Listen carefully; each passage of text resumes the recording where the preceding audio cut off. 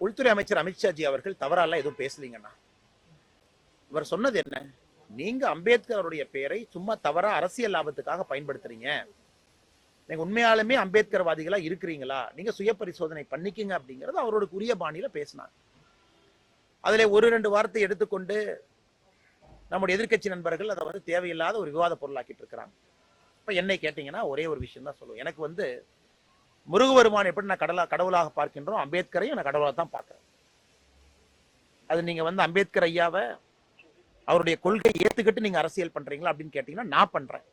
அது அம்பேத்கர் அவருடைய பெயரை உச்சரிக்கக்கூடிய எல்லா கட்சிகளும் பண்றாங்களாங்கிற கேள்வி நான் வைக்கிறேன். அதான் அம்பேத்கர் அவங்க வச்சாங்க. இட் இஸ் அ நான் இஷ்யூ. அமித்ஷாஜி அவர்கள் கேட்ட கேள்விக்கு உங்க பதில் சொல்லணும். அம்பேத்கர் அவர்களை எப்படி காங்கிரஸ் கட்சி சிறுமைப்படுத்துச்சு, கேபினெட்ல இருந்து ஏன் ரிசைன் பண்ணாங்க, முதல் தேர்தலில் சவுத் மும்பைல எப்படி அம்பேத்கர் ஐயாவை தோக்கடிச்சாங்க, அவருக்கு பாரத் ரத்னா விருது எதற்காக தாமதமாக 1980 கொடுத்தீங்க, இதுக்கு எல்லாம் பதில் சொல்லணும். அது சொன்னீங்கன்னா நீங்க அம்பேத்கர் ஐயாவுக்கு கௌரவம் கொடுத்திருக்கீங்க, நான் ஏத்துக்கிறேன். எதுவுமே செய்யாம இன்னைக்கு நீங்க வந்து அம்பேத்கர் ஐயாவை பத்தி அமித்ஷாஜி பேசிட்டாங்கன்னு தவறான தகவலை பரப்புறாங்க.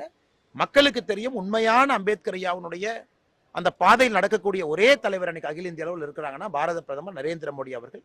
காரணம் கன்சிஸ்டன்டா அம்பேத்கர் ஐயா கொண்டு வந்திருக்கக்கூடிய அரசியலமைப்பு சட்டமாக இருக்கட்டும், சிந்தனையாக இருக்கட்டும், அதில் மக்கள் மன்றத்திலே வைத்து நம்முடைய அரசியல் நடந்து கொண்டிருக்கிறது. அதே போல இப்ப வந்து பாத்தீங்கன்னா திமுகவை எதிர்க்கக்கூடிய அனைவரும் பாஜகவோட பி டீம் சொல்லக்கூடிய நிலையில இப்போ தற்போது வேல்முருகன் வந்து சரியான முறையில நிவாரணம் கொடுக்கணும் பேசியிருக்காரு. விரைவில் அவரையும் வந்து பிஜேபியோட பி டீம் சொல்றதுக்குண்டான வாய்ப்பு சங்கின்னு சொல்றாங்களானே. இன்னைக்கு திமுகவை எதிர்த்தால் அவர்களுக்கு கிடைக்கக்கூடிய பட்டம் வந்து சங்கி. நானும் திமுக எதிர்க்கிறேன், எல்லாரும் சங்கி. அதனால இன்னைக்கு சங்கிக்கு வந்து அண்ணன் சீமான் அவர்கள் வந்து ஒரு ஒரு டெபினிஷன் கொடுத்தாங்க, சங்கினா நண்பன் பொருள். நிறைய தலைவர்கள் பேசுறாங்க. அதனால இன்னைக்கு வந்து திமுகவை பொறுத்தவரை யார் திமுகவை எதிர்த்தாலும் அவங்க பிஜேபியினுடைய A team, B team, C team, D team அதெல்லாம் பேர் வச்சாங்கன்னா எல்லா நண்பர்களும் புரிந்து கொள்ள வேண்டும், திமுகவை எதிர்த்தா அது பாரதிய ஜனதா கட்சி மட்டும்தான் அப்படிங்கறத திமுக அதை நோக்கி பயணம் செய்யறாங்க. அதனால அண்ணன் வேல்முருகன் அவர்கள் சட்டப்பேரவையில் பேசுறது நியாயமான கோரிக்கை. நீர்வளத்துறை அமைச்சர்கிட்ட கேள்வி கேட்டாங்க, இந்த தொகுதிக்கு என்ன பண்ணீங்க, தொடர்ந்து கேள்வி கேட்கிறாங்க. அதனால் கேள்வி கேட்பவர் எல்லாம் பாரதிய ஜனதா கட்சி சார்பாகத்தான் கேள்வி கேட்கிறாங்கன்னா, இன்னைக்கு நான் திராவிட முன்னேற்ற கழகத்துக்கு நான் கேட்கிறேன், நீங்க 1917 எதிர்த்து எல்லா பேக்வர்டு கிளாஸஸ் எல்லாம் ஒன்றாக இணைந்து ஒரு அமைப்பை ஏற்படுத்தினீங்க. அப்புறம் குடியரசு கட்சிங்கிற பேர் கொண்டு வந்தீங்க.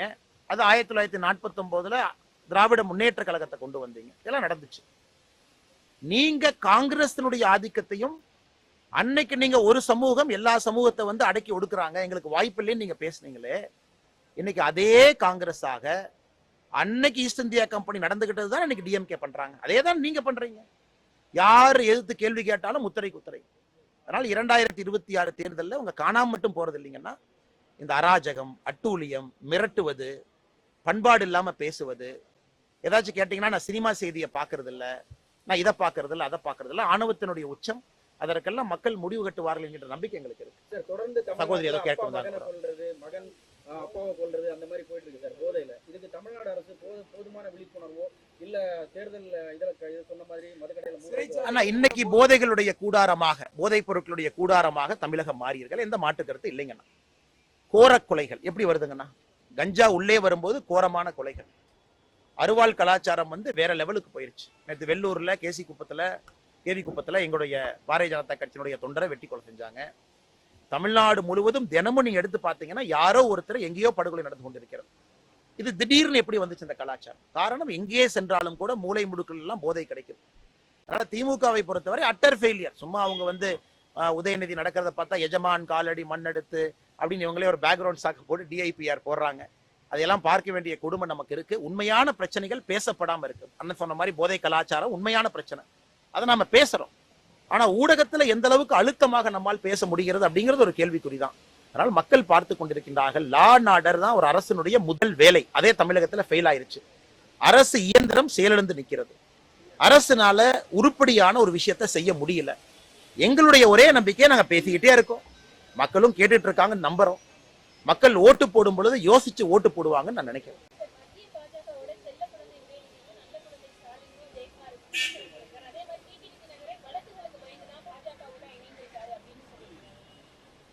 எனக்கு தெரியலீங்க.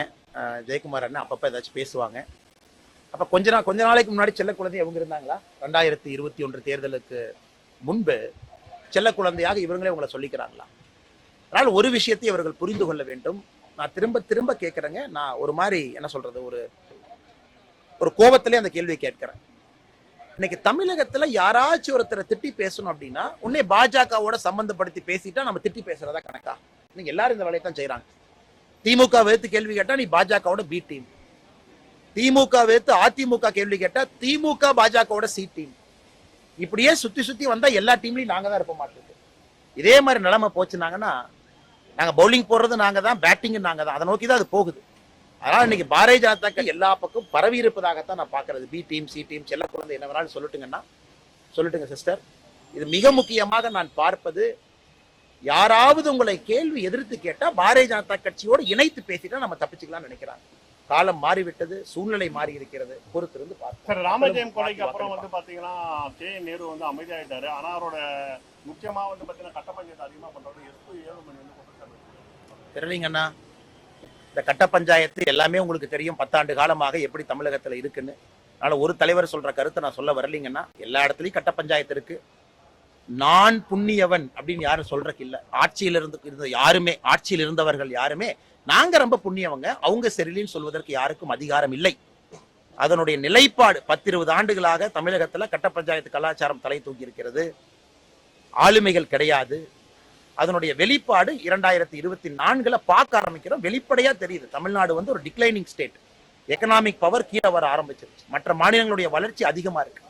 அதனால் அடுப்பு கறியை பார்த்து அண்டாக்கறி சொல்லிச்சாமா நீ கருப்புன்னு, அது மாதிரிதான் அவங்க பேசுறதெல்லாம், திராவிட கட்சிகள் பேசுவது மாறி மாறி பார்த்தீங்கன்னா அப்படிதான் இருக்கு.